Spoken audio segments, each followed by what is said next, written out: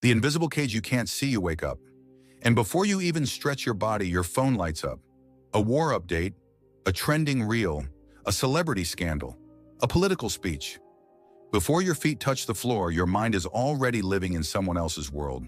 Not your reality, not your problems, not your truth. Yet, this becomes your reality for the day. You carry it to work. You think about it while eating. You talk about it with friends. And you don't even realize this is exactly how they want it. Propaganda isn't just politics anymore. When we hear the word propaganda, we think of old black and white war posters, marching crowds, and government slogans. But propaganda has evolved. It's no longer a blunt hammer. It's a surgeon's scalpel. It's not just about telling you what to believe. It's about deciding what you will even think about. It lives in your notifications. It's disguised as entertainment. It's hidden inside the trending section. And the most dangerous part?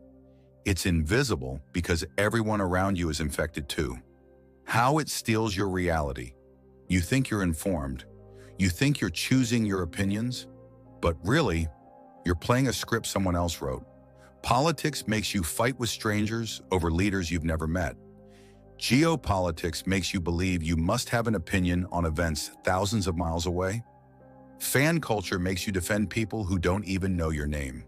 Trends make you feel behind if you don't participate. Reels make you addicted to attention spans measured in seconds. And slowly, your world becomes smaller.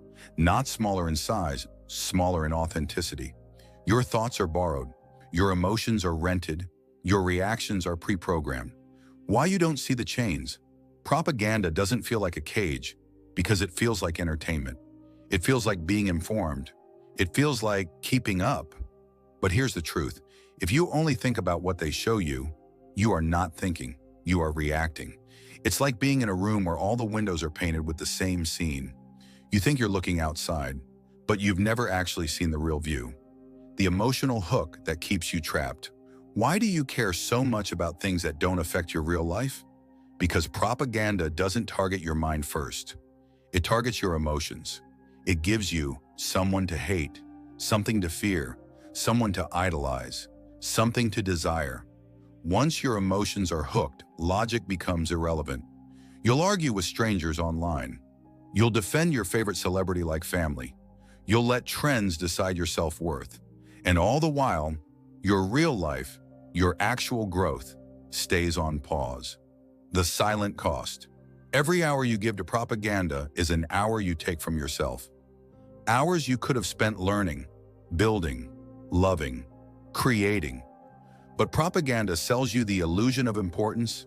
It makes you believe that knowing about every scandal, every global conflict, every viral challenge is being engaged. But here's the ugly truth. Knowing about everything is not the same as understanding anything, and reacting to everything is not the same as living. The illusion of choice. They'll tell you you're free to choose what to believe. But if all your options are pre-selected, how free are you really? It's like choosing between two meals in a restaurant.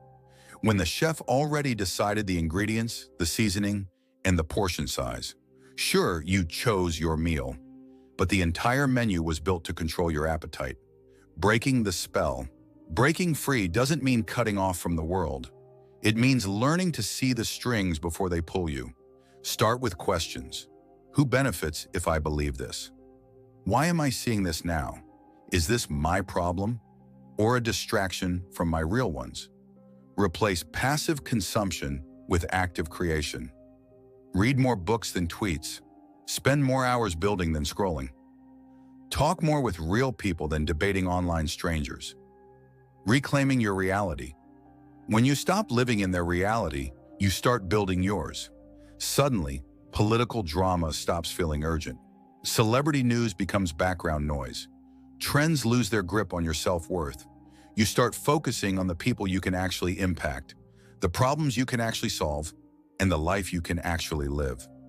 The resistance is personal propaganda is powerful because it's collective. Millions of people feeding it, spreading it, living inside it. But the resistance is personal. It begins when one person, you, says, I will no longer let strangers decide what matters in my life. That is the start of freedom, not the freedom they advertise, the freedom you feel when you own your mind again. Your life or theirs? At the end of the day, it's simple. You can live in their reality, built to keep you emotional, distracted, and predictable, or you can live in yours, built to keep you growing, grounded, and free. But you can't live in both. You have to choose. And the question is, will you spend your one and only life as an extra in their story, or will you start writing your own?